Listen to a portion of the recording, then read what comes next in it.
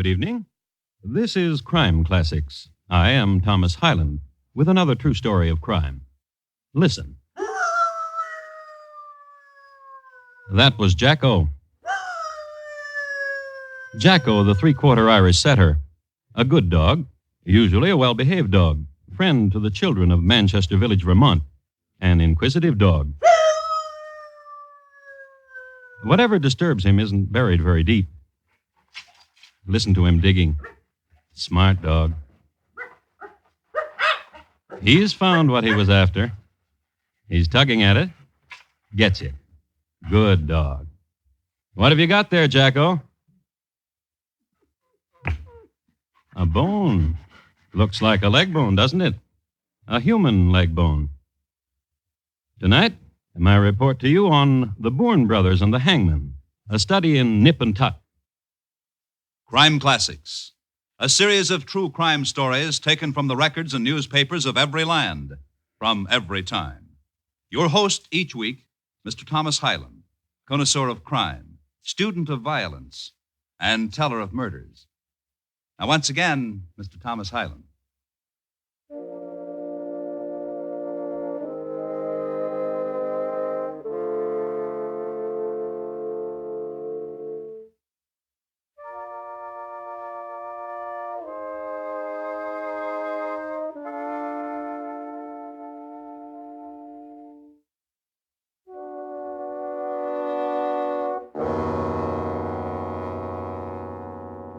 They were fighting battles on Lake Champlain in 1812, but across the state, forests away and mountains apart, the village of Manchester sent peaceful fans of chimney smoke into the February air. It was ebb of winter and edge of spring. It was snow flurry and thaw and chill sunlight. Here, the Battenkill River flowed swift and dark down from the Green Mountains and crusted icily near its banks and past the village, then flowed swift and dark away. And where the snow had melted, the soil glistened and was rich and black. Farmhouses gleamed white. And where the furrow began, the shallow furrow that deepened and roughened and slowly rose up the mountainside and became the gorge that cut across the face of Mount Equinox. Where it gently began was the backyard of the house of Russell and Sally Colvin. And inside it... He's sleeping. Asleep? Why? Why asleep? What did you put him to sleep for? Please. There's moonlight on the snow, and there's moonlight on the mountain, and I promised my son he'd see. Why do you do that? Why do you fill his mind with lies and fancies? There's little men on the mountain tonight, and I told my son he'd see them. Lewis! Don't wake him, Russell. Don't wake him. Stop hanging in on my arm, woman. Russell! Stop hanging in on my arm! Crazy! Crazy man! Wake! Wake, son. I'll bundle you, and it's up the mountain we'll go tonight with you riding my shoulders. And little men we'll find. Them at their bowls and singing and dancing. And we'll join them. Come with me, son. Up the path the moonlight makes on the mountain snow. Up the path the moonlight makes.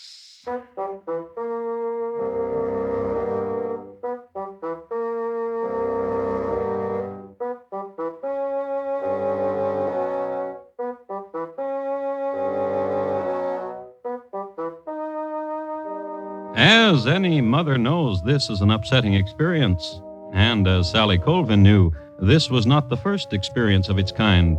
Sometimes her husband would hoist her son on his back and walk away from the house and not come back for days at a time.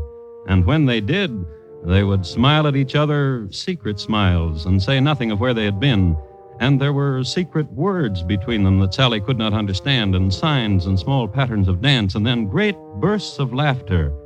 And this time, the time when Russell took his son up the path the moonlight made, and they returned 2 days later. Where have you been? In heaven's name, where have you been? Shh. Sleeping.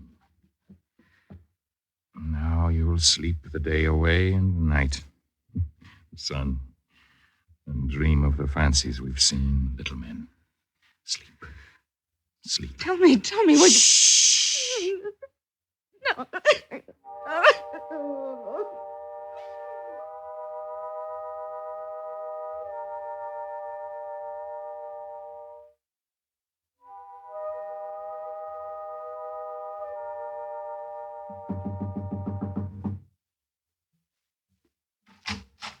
Oh, sister. Oh, come in.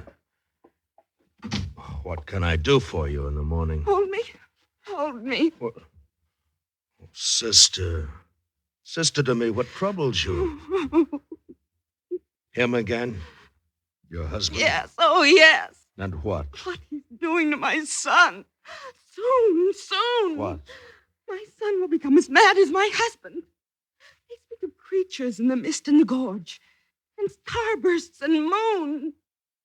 Brother Stephen Boorn. What do you want me to do? I don't know.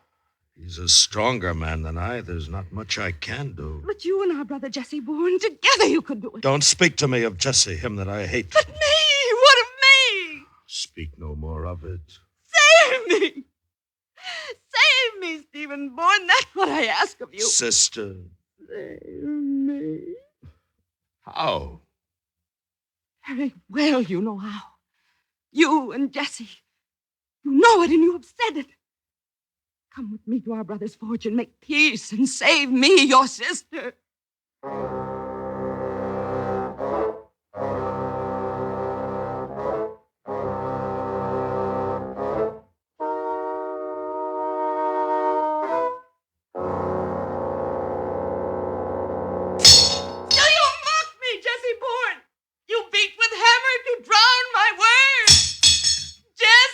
Jesse!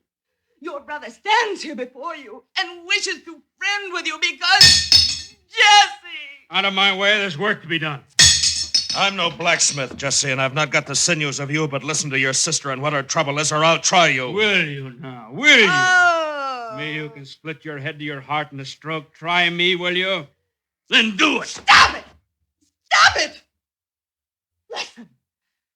Listen to me. I'm being killed, and my death is the madness around me. What are you saying? Of a husband. Let her say it. And what he does to my child. I've heard strangenesses in the village of your husband, sister.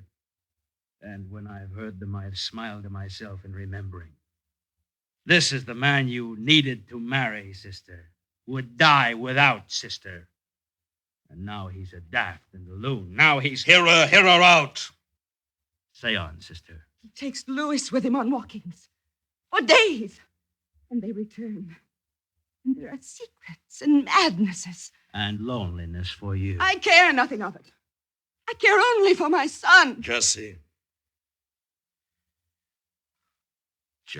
Take his hand, Jesse Bourne, and be brothers again. For there is a bond now. The need to help me. Yes. And now listen to me. There where the ravine starts, by the field where it is rocky, I will send my husband there. A plotter hour, sister. I will send my husband there tomorrow in the morning. Will you be there? Will the both of you be there? We'll be there.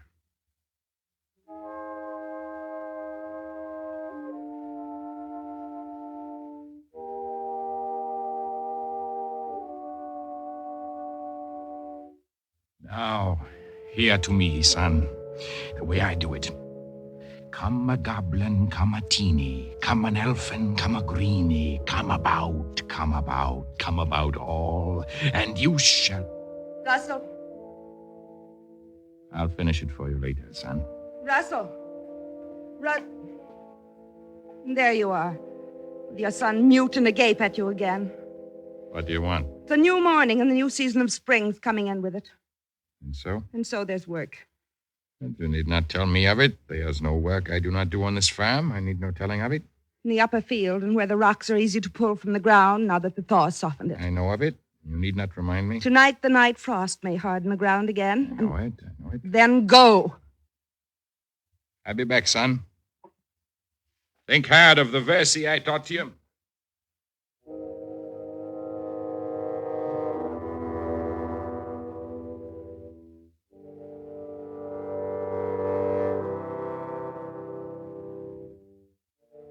And away he went, did Russell Colvin, on this new morning toward the upper field. He'd not gone 20 yards when he stopped. Gold. Sparkle of sun on Vermont granite. Small pool of sparkle. Gold. And he picked it up and put it in his pocket. Then on again, the long way around, through the grove of naked spruce, to give throat to the new season. Oh! And on, to the brook now. And stop beside it. And kneel beside it and listen. Yes. Yes. Then through a thicket and into the upper field and the surprise in store for him. Oh, Russell? Hello, Jesse Boorn. Stephen, Oh, brother-in-law. what do you here? To help you, Russell? To do what? To help you clear the rocks now that the ground is soft with thaw. And how do you know I'm here to do that? How indeed. I need not your help. I'm hearing you do, brother-in-law. I'm hearing that way, too. We're in hearing you don't do well by our sister, Russell. That's what we hear most of. And who's saying that? Our sister, your wife's saying it, Russell. More wife than sister, so it's not of your business. So it's off the land with you, the two of you. Oh, now, indeed. What you heft in that branch for, Stephen? I'm aiming to brain you with it. You are aiming the same, Jesse? Going to help. Then let's get to it. We'll see. Let's get to it indeed.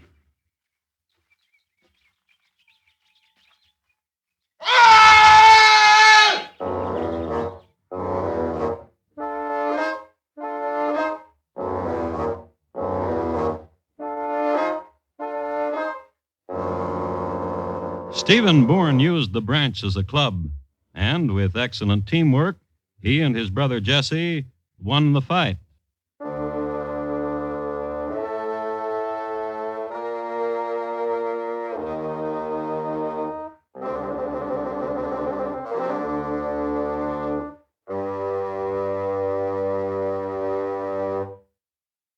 You are listening to Crime Classics and your host, Thomas Hyland. Tomorrow evening, CBS Radio invites you again to Mystery and Intrigue, enhanced by the presence of Miss Marlena Dietrich. This Thursday, Miss Dietrich's adventure leads her to a little town in southern France, where stories of buried treasure have been bruited loudly enough to gather rapscallions of reprehensible inclination from all corners of Europe. Time for Love is heard tomorrow evening on most of these same stations. Now, once again, Thomas Hyland in the second act of Crime Classics. His report to you on the Boorn brothers and the Hangman, a study in nip and tuck.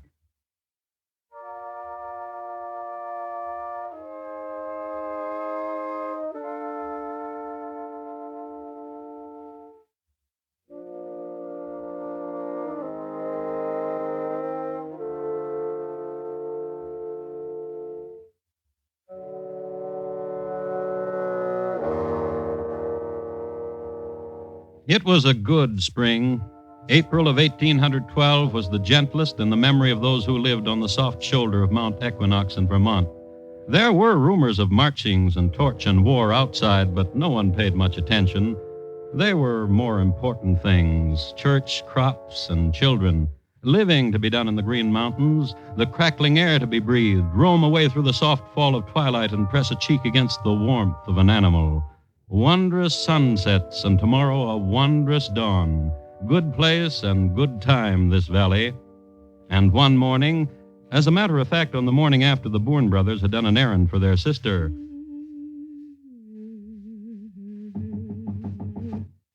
Come in. Oh, good morning, Mrs. Wyman. And to you, Mrs. Colvin. A sweet morning. 'Tis. And what may I do for you? It's Wednesday. Then so it is. So I've come again so your mister can drive me to the village again. He to shop for you and me for mine. He's not here. Oh, no. In the field, then? Not in the field. Oh, of course he is not, for I saw your son Louis at play just outside the door, and he would be in the fields with his daddy dear. Where his daddy dear in the fields? You'll be late to market, Mrs. Wyman. Where's the dear man, your husband, Mrs. Colvin? Gone. Where gone? To the mountain, Oh, I think. and when will he return? I don't know. Oh, such a dear man.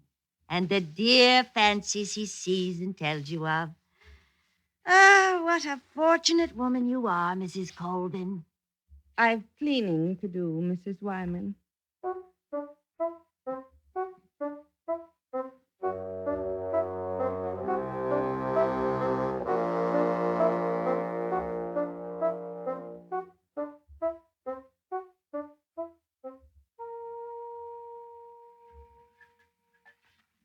And busy you are, I know, Mrs. Colvin, preparing supper for you and your beautiful child. But it's a month since the village has seen your husband last. And for the last week, it's been raining. And if the dear Mr. Colvin is in the mountains, as you say, what then, Mrs. Colvin? What then? Maybe. Maybe. Maybe what? Maybe he has gone to war.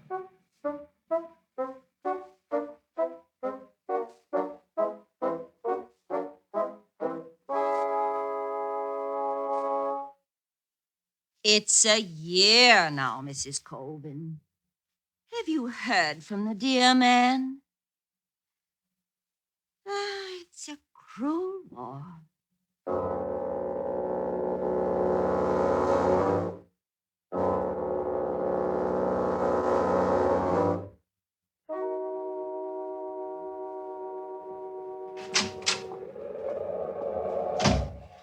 I came to wish the all of you, Mrs. Colvin, and you, Stephen Boorn, and Jessie Boorn, a happy new year to you.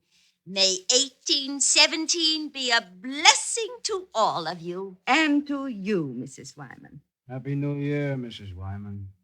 Happy New Year. And a pity Mr. Colvin's not here. I suppose he'll never return now, will he? Well, happy New Year.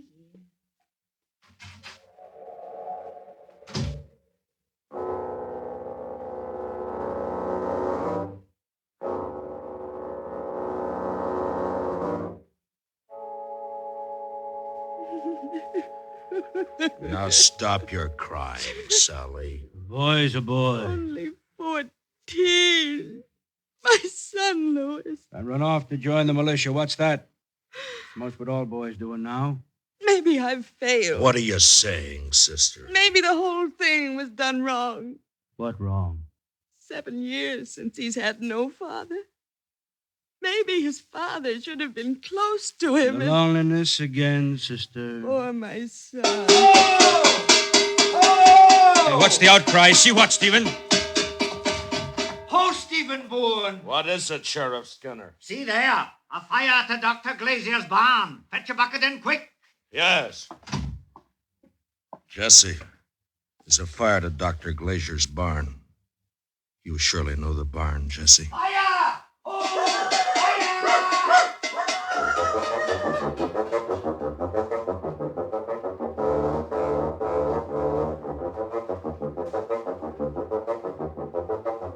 And in 1819, fires were not very easy to control.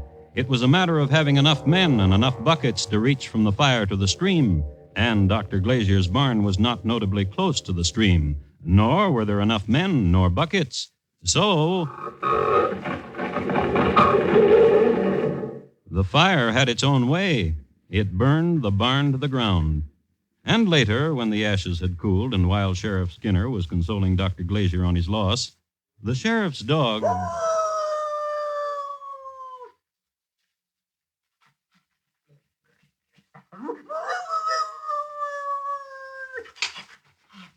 Ah, what you digging there, Jacko? Oh, find something, Jacko? Bring it here, Jacko. Ah, let's see what you got there. A bone. Funny-looking bone, big bone. What kind of bone would you say this was, Dr. Glazier? Leg bone. Human. Don't say. Not positive. Could be, though. Let's take a look, Jacko, where you found this bone. Hand me that stick of wood, will you, Doctor, so I can make this hole a little bigger. Where I used to store my potatoes to keep them from freezing. Uh-huh. A button now. And look here, a knife. Funny-looking knife. Let me see it. I know the knife. Truth now, whose? Russell Colvin's knife. Russell Colvin now. He's not been around. 6 years, 7. It's his knife, all right. And that's the button off his coat, too. And this is a human leg bone, you're saying, Doctor. I'm not saying it's not a human leg bone. Let's get along, Jacko. Come on, boy.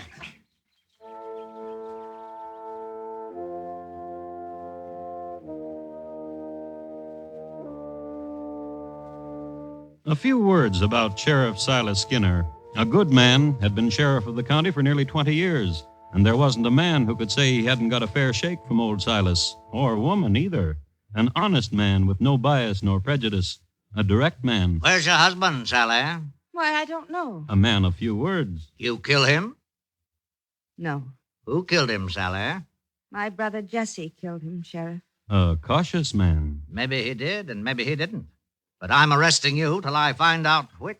A man of his word. Jesse, Yes, Sheriff. you kill your brother-in-law, Russell Colvin?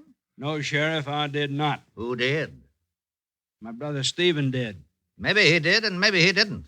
But I'm arresting you till I find out which. Sheriff Silas Skinner sees it through. Stephen, Yes, Sheriff. I locked up your sister, and I locked up your brother. And I'm putting you behind bars, too. On what charge, Sheriff? For murdering Murdering who? Russell Colvin. I didn't murder him, Sheriff. Jesse said you did. Jesse's lying.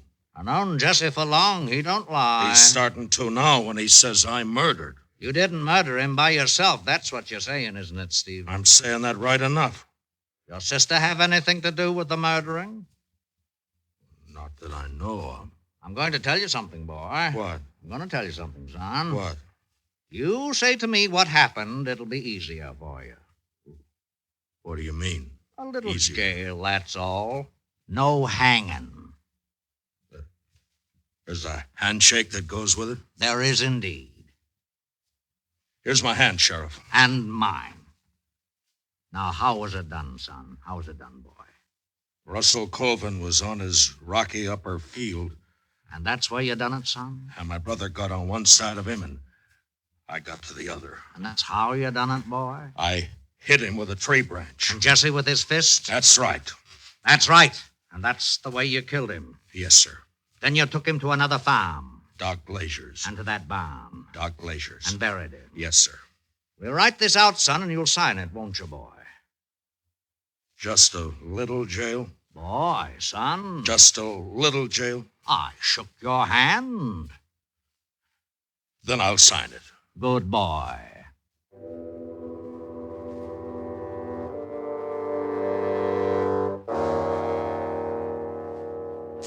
No!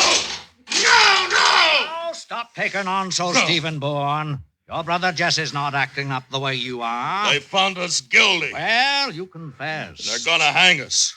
You said just a little jail. You said no hanging. I did what I could. You said no hanging. Now you listen to me. You killed your brother-in-law and you confessed to it, and you had a trial by jury and they found you guilty. The judge said hanging. Now that's the laws applied to you and your brother. So don't carry on. Let's do a thing, Sheriff. What thing? Put an advertisement in the newspapers An advertisement for what? for Russell Colvin. Put a description in and say life depends on him turning up. You crazy? You killed him. You confessed you killed him. Who knows of Russell Colvin? Whether killed, he stayed killed. He and his moonlight little people. Do it. Now, don't order me, son. Please. Huh? Please do it. Well, all right, son.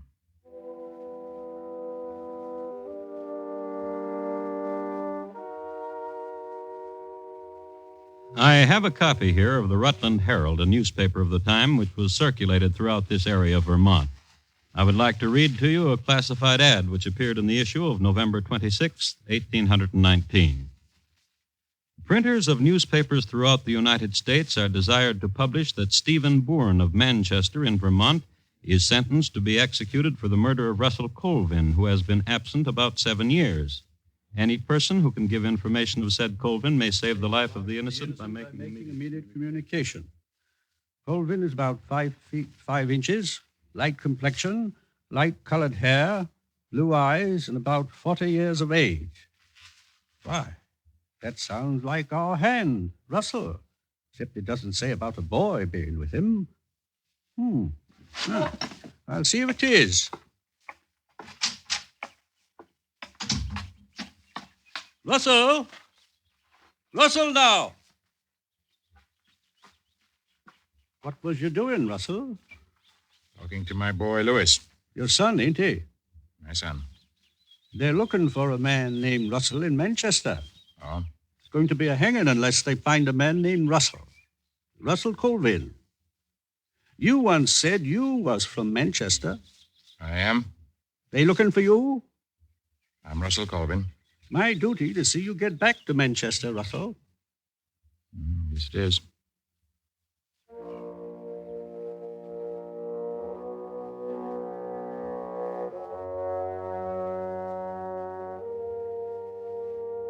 And so, 2 days before the scheduled hanging, Russell Colvin again appeared in Manchester. And the Boorn boys were not hanged. They were set free. What about the bone? Well, it was never proven to be a human bone. And the knife and button, Russell's, how had they gotten there? Russell always smiled when he was asked that. And what did his wife say to all this? You can come home if you want. I don't want you no more.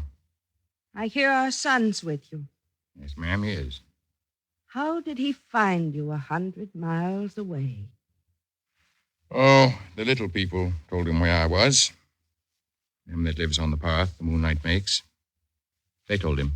According to the report I have right here.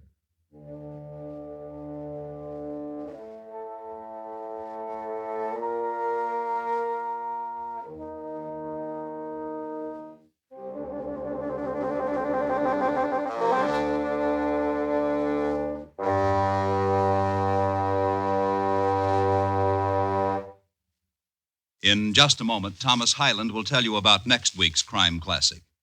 The Boorn Brothers, tonight's Crime Classic, was adapted from the original court reports and newspaper accounts by Morton Fine and David Friedkin. The music was composed and conducted by Bernard Herrmann, and the program is produced and directed by Elliott Lewis. Thomas Hyland is portrayed on radio by Lou Merrill. In tonight's story, Virginia Gregg was heard as Sally, Lamont Johnson as Russell, William Conrad as Stephen, and Jack Crucian as Jesse. Featured in the cast were Irene Tedrow, Joseph Kearns, and Herb Butterfield. Bob Lamont speaking.